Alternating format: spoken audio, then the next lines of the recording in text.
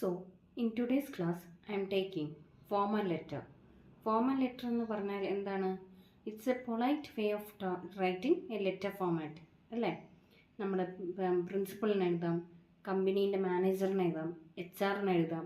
അങ്ങനെയുള്ള ഉയർന്ന അതോറിറ്റിയിലിരിക്കുന്ന പവറിലിരിക്കുന്ന ആൾക്കാർക്ക് എഴുതുന്ന ലെറ്റർ ഫോമാറ്റിനെയാണ് റെസ്പെക്റ്റഡ് ആയിട്ടുള്ള കാര്യങ്ങൾ സംസാരിക്കുന്ന വേ ഓഫ് ഫോമാറ്റിനെയാണ് ഫോമൽ ലെറ്റർ എന്ന് പറയുന്നത്. Okay, a formal letter includes address, date and at the top addressum date ഈ സൈഡിൽ ലെഫ്റ്റ് ഹാൻഡ് സൈഡിൽ എഴുതുന്ന ഫോമാറ്റിനെയാണ് എന്താ പറയുക ഫോമൽ ലെറ്ററിൽ അങ്ങനെയാണ് എഴുതുക. ഈ സൈഡിൽ ലെഫ്റ്റ് സൈഡിലാണ് എഴുതുക. ഫോമൽ ലെറ്ററിൽ നമ്മൾ സെൻട്രൽ അഡ്രസ്സും ഡേറ്റും പിന്നെന്താണ് അതിനോടനുബന്ധിച്ചിട്ട് എന്തെഴുതണം? പ്രിൻസിപ്പളിനുള്ള അഡ്രസ്സ്, പ്രിൻസിപ്പളിനാണ് പ്രിൻസിപ്പളിന്, HR-നാണ് HR-ന്, അങ്ങനെ കമ്പനി HR-നൊക്കെയാണ് അങ്ങനെ എഴുതാം. Recipient address and subject line formal salutation. The body should be clear and concise with each paragraph serving A specific purpose. Introduction വേണം, പിന്നെന്ത് വേണം? ഡീറ്റെയിൽസ് വേണം, കൺക്ലൂഷൻ വേണം അല്ലേ? അഡ്രസ്സ് എന്ന് പറയുന്നത് place sender's address at the top of the page. പേജിൻ്റെ top left സൈഡിൽ അഡ്രസ്സ് എഴുതുക. അതുപോലെ അതിൻ്റെ തൊട്ട് താഴെ ഒരു ലൈൻ വിട്ടിട്ട് ഡേറ്റ് എന്ന് എഴുതുക. ഒരു ലൈൻ വിട്ടിട്ട് പ്രിൻസിപ്പളിനാണ് പ്രിൻസിപ്പളിന് എഴുതുക. ടു ദ പ്രിൻസിപ്പൾ, ടു കഴിഞ്ഞിട്ട് അടുത്ത ലൈനിൽ ദ പ്രിൻസിപ്പൾ. ഓക്കെ, അങ്ങനെ എഴുതുക. പിന്നെന്താണ് എഴുതേണ്ടത്? പിന്നെ സബ്ജക്റ്റ് ലൈൻ എഴുതണം. സബ്ജക്റ്റ് ലൈൻ എന്ന് പറയുന്നത് നമ്മളെ ലെറ്ററിൽ എന്താണോ മെൻഷൻ ചെയ്യുന്നത് അതിൻ്റെ ഒരു ഒറ്റ സെൻറ്റൻസിൽ എഴുതാൻ പാടുള്ളൂ. അധികം നീട്ടി വലിച്ചിട്ട് ഹെഡിങ് എഴുതാൻ കൊടുക്കാൻ പാടില്ല, എഴുതരുത്. പിന്നെ സല്യൂട്ടേഷൻ, ഫോമൽ ഗ്രീറ്റിംഗ് ആണ് അവിടെ വേണ്ടത്. ഇൻഫോർമലിൽ എന്താണ് വേണ്ടത്? നിങ്ങളെ ഫ്രണ്ട്സിനാണ് ഇൻഫോർമലിന് എഴുതുന്നത്. ഇൻഫോർമൽ എന്ന് പറയുമ്പോൾ ഫ്രണ്ട്സിനാണ്. അപ്പോൾ ഡിയർ, നിങ്ങളുടെ ഫ്രണ്ടിൻ്റെ പേര് ഡിയർ ഫ്രണ്ട് എന്നൊക്കെ പറഞ്ഞുകൊണ്ട് എഴുതുക. പക്ഷേ ഇവിടെ ഫോമൽ ലെറ്ററിൽ എന്തിനാണ് സല്യൂട്ടേഷൻ എഴുതുക? Formal respected madam, respected sir എന്നൊക്കെ പറഞ്ഞുകൊണ്ടാണ് എഴുതുക ഫോമൽ ലെറ്ററിൽ. പിന്നെന്താ വേണം? അടുത്തത് ബോഡി വേണം അല്ലേ? ബോഡി പാരഗ്രാഫ് ആയിട്ടാണ് എഴുതേണ്ടത്. First introduction, briefly state the reason for it. നിങ്ങൾ എന്തിനു വേണ്ടിയിട്ടാണ് ലെറ്ററിന് എഴുതുന്നത് അത്. അതായത് നിങ്ങളിപ്പോൾ ലീവിനാണ് വേണ്ടത്, നിങ്ങൾക്ക് ലീവ് വേണം, ഇന്ന ദിവസത്തേക്ക് ഡോക്ടർ ഇങ്ങനെ പറഞ്ഞു റെസ്റ്റ് എടുക്കണം എന്നൊക്കെ പറഞ്ഞുകൊണ്ട് അങ്ങനെ എഴുതുക, ലീവ് ലെറ്റർ എഴുതുക പ്രിൻസിപ്പളിന്.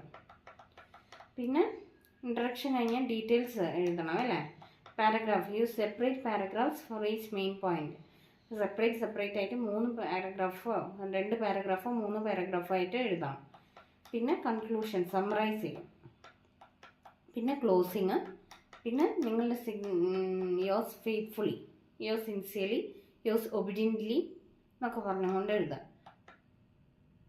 ഫോമൽ ലെറ്ററിൽ ഇങ്ങനെയാണ് എഴുതുക. ഇൻഫോർമലിലാണ് നിങ്ങൾ യോസ് ലവിങ്ലി എന്നൊക്കെ ഇൻഫോർമൽ ലെറ്ററിലാണ് എഴുതുക. ഓക്കെ, അപ്പോൾ നമുക്കൊരു ഡ്രാഫ്റ്റ് ചെയ്യാം ഒരു ഫോമൽ ലെറ്റർ. അപ്പോൾ ഒരു ക്വസ്റ്റ്യൻ എഴുതിക്കോ.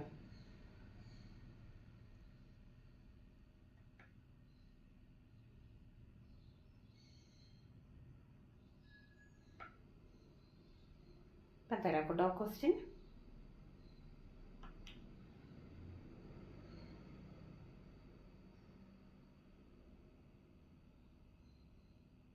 Draft a letter to principal for sick leave.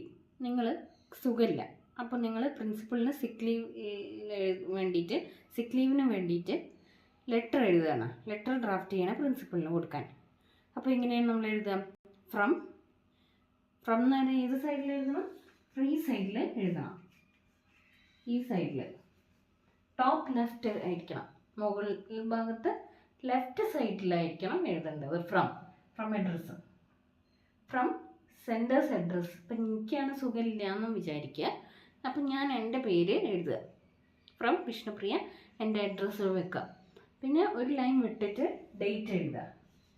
ഒരു ലൈൻ വിട്ടിട്ട് ഡേറ്റ് എന്ന് കൊടുക്കുക. പിന്നെ ഒരു ലൈൻ വിട്ടിട്ട് പ്രിൻസിപ്പളിന് കൊടുക്കണം അല്ലേ? റിസീവർ ആ പ്രിൻസിപ്പളാണ്. ആ റിസീവറിന് ടു എന്നിട്ടിട്ട് ടു അങ്ങനെ എഴുതാം. To the principal. അതുപോലെ പ്രിൻസിപ്പൾ എന്നുള്ള ഇത് സ്പെല്ലിങ് ശ്രദ്ധിക്കണം. പ്രിൻസിപ്പൾ എന്നാണ്, മറ്റേത് പ്രിൻസിപ്പൾ എന്നാണ്.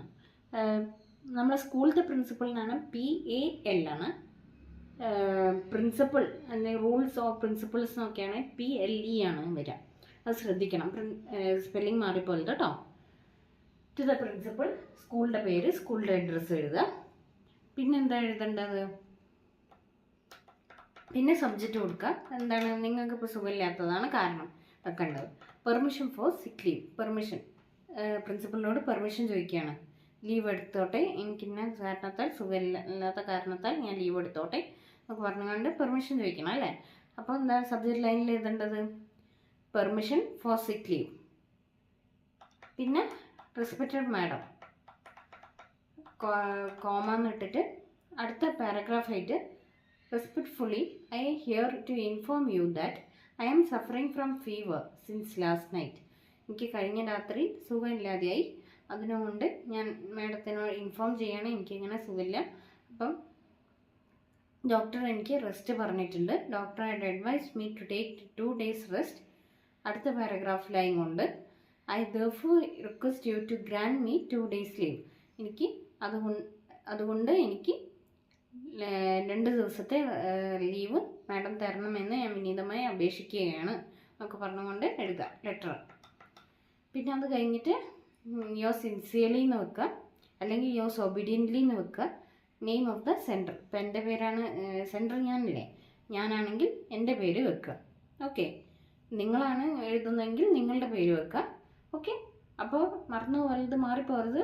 എന്താണ് ഫ്രമ്മും ടൂവും മാറിപ്പോകരുത്. ഫ്രം എന്ന് പറഞ്ഞാൽ നിങ്ങളുടെയോ അല്ലെങ്കിൽ എഴുതുന്ന ആളുടെയോ പേര്. ടു എന്ന് പറയുന്ന റിസീവ് ചെയ്യുന്ന ആളുടെ പേര്. ഇപ്പോൾ പ്രിൻസിപ്പളിനാണ് പ്രിൻസിപ്പൾ, ടു, അത് അവിടെയാണ് വെക്കേണ്ടത്. ഓക്കെ, ക്ലിയർ ആണോ? ഇത്രയും ക്ലിയർ ആണ്. അടുത്ത ക്ലാസ്സിൽ നമുക്ക് ബിസിനസ് ലെറ്റർ പഠിക്കാനുണ്ട്, പേഴ്സണൽ ലെറ്റർ പഠിക്കാനുണ്ട്. ഓക്കെ, നമ്മളിപ്പം ഫ്രണ്ട്ലി ലെറ്റർ മാത്രമേ പഠിച്ചിട്ടുള്ളൂ.